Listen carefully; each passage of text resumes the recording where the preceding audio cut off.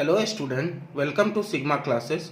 कल पार्ट 4 में हमने यूक्लिड डिवीजन एल्गोरिदम और उसके स्टेप्स को पढ़े थे और उससे बेस्ड एक क्वेश्चन को सॉल्व किए थे।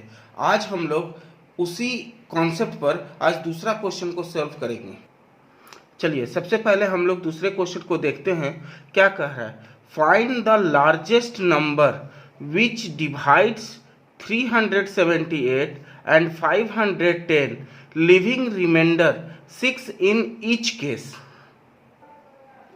तो हम लोग समझते हैं कि जैसे 378 है और 510 है, इन दोनों को एक ऐसे लार्जेस्ट नंबर से हम डिवाइड करें जो दोनों डिवाइड होने के बाद हमारे पास रिमाइंडर कितना बच जाए, 6। तो 6 जब रिमाइंडर बच गया तो मान लेते हैं कि 378 को अगर हम किसी नंबर से डिवाइड कर रहे हैं और मेरा रिमाइंडर अगर 6 बच रहा है, तो अगर इसमें हम 6 माइनस कर दें तो मेरा क्या होगा, जो नया नंबर आएगा 372 वो कंप्लीटली उस नंबर से डिविजिबल होगा।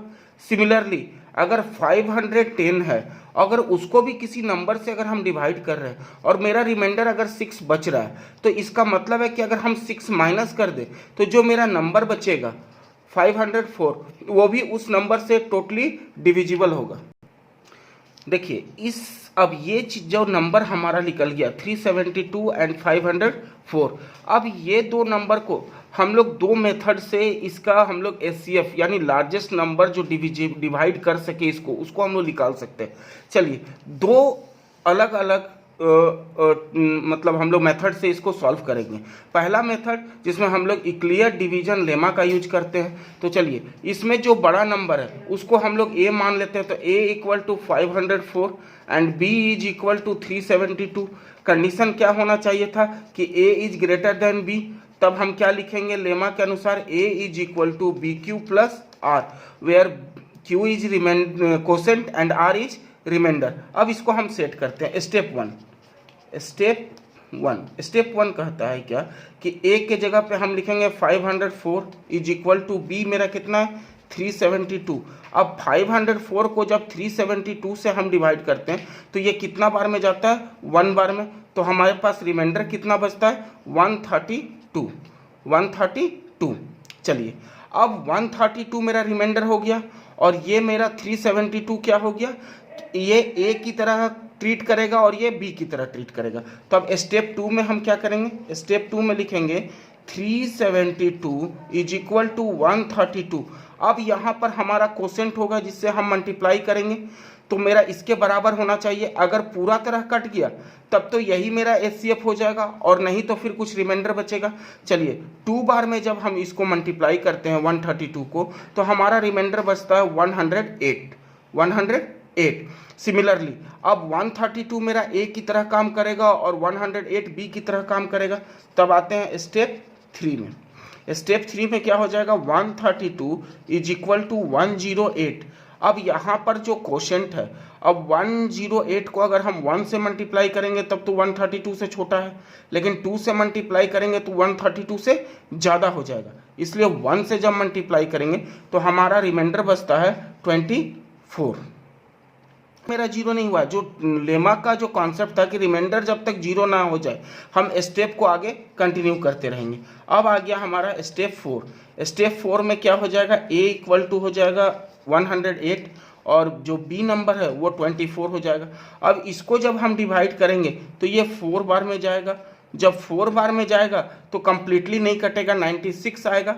96 आने के कारण मेरा रिमाइंडर कितना बच जाएगा, 12। ठीक है, जीरो हुआ नहीं तो फिर हमारा स्टेप 5 आएगा। और स्टेप 5 में a का रोल कौन प्ले करेगा, 24, और b का रोल कौन प्ले करेगा, 12। अब 12 2 जा क्या होता है 24, मतलब ये कंप्लीटली कट गया और यहाँ पर रिमाइंडर मेरा क्या आ गया, 0। अब हम लोग क्या जानते हैं लेमा के अनुसार कि जो b मेरा होता है वही मेरा एचसीएफ होता है। तो इस दोनों डिजिट का, कौन सा दोनों डिजिट का, 378 और 510, जिसका रिमाइंडर 6 बच रहा था, मतलब हमने जिसका एचसीएफ निकाला वो किसका निकाला, 372 और 504 का। तो इन दोनों का एचसीएफ क्या हो जाएगा, 372 एंड 504 का जो एचसीएफ होगा वो होगा हमारा 12। मतलब जब इन दोनों नंबर, कौन दोनों नंबर, 378 और 510 को जब हम 12 से डिवाइड करेंगे तो मेरा रिमाइंडर क्या बचेगा, 6। तो ये तो हो गया मेरा कब, जब यूक्लिड डिवीजन लेमा का हम यूज करते हुए इसका एचसीएफ निकालते हैं तब। अब सेकेंड मेथड, जब क्वेश्चन में अगर यूक्लिड डिवीजन लेमा का यूज करने के लिए या एल्गोरिदम का यूज करने का बात ना करें, तब हम लोग डायरेक्ट डिवीजन मेथड से करते हैं, जिसको शॉर्टकट मेथड हम लोग कहते हैं। हम लोग क्या कहते हैं कि इन दोनों नंबर में जो बड़ा नंबर कौन है, अब ये दोनों नंबर में बड़ा नंबर से पहले हम क्या करेंगे, 6 रिमाइंडर है उसको तो माइनस कर देंगे, तभी तो ये टोटली डिविजिबल होगा। तो अब क्या करेंगे, यहाँ पर देखिए जो बड़ा नंबर है वो 504 है और छोटा नंबर कितना है, 372। इसको 1 बार में जब हम कर रहे हैं तो 372 ये माइनस होकर मेरा कितना बचेगा, 132। अब जो मेरा ये था डिवाइजर, उस डिवाइजर को लाके हम यहाँ पर डिविडेंड बना देंगे 372। अब इसको फिर हम करेंगे तो कितना बार में जाएगा, 2 बार में। 2 बार में जाएगा तो कितना आ जाएगा, देखिए तो 3 2 जा 2 2 जा 4, 3 2 जा 6, 2 1 जा 2। अब इसको माइनस करेंगे तो हमारे पास बचेगा 108। अब 108 को फिर मेरा सेम प्रोसेस को रिपीट करेंगे, यहाँ पर क्या आ जाएगा 132। अब 132 को 1 से जब हम देंगे तो यहाँ 108 आएगा। अब इसको जब माइनस करेंगे तो ये कितना बचेगा, 24। अब चलिए यहाँ 24 आ गया। अब यहाँ फिर 108 को प्रोसेस को कंटिन्यू करेंगे, कब तक, जब तक मेरा रिमाइंडर 0 ना बच जाए। अब इसको 4 से देंगे तो ये हो जाएगा 96। अब यहाँ बचेगा 12। फिर इसको जब 24 से हम डिवाइड कर रहे हैं तो 2 बार में क्या हो जा रहा है, 24। ये पूरी तरह से कट गया और ये जो नंबर आया जो जिससे हम डिवाइड किए और जिससे के निकलने के बाद हमारा रिमाइंडर 0 आ गया, तो यही मेरा क्या हो जाएगा, एचसीएफ हो जाएगा। किसका, ये 12 एचसीएफ होगा किसका, इन दोनों नंबर का। तो हम लोग को जब यूक्लिड डिवीजन एल्गोरिदम का यूज करने के लिए नहीं बोले तो हम लोग डिवीजन मेथड से भी इसका हम सॉल्यूशन कर सकते हैं, लेकिन जब यूक्लिड डिवीजन लेमा का या एल्गोरिदम का यूज करने बोलेगा तो हम लोग इसका यूज करेंगे। चलिए आज के क्लास में इतना ही। नेक्स्ट क्लास में हम लोग डेसिमल एक्सपेंशन की बात करेंगे और उसको विस्तार से पढ़ेंगे। और एक पॉइंट और कहनी थी मुझे, अगर आप लोग को वीडियो देखते समय कुछ डाउट्स होते हैं तो आप लोग कमेंट में अपना डाउट रखें, क्योंकि नेक्स्ट क्लास में जब हम आएंगे तो उस डाउट को क्लियर कर देंगे। आज के लिए धन्यवाद।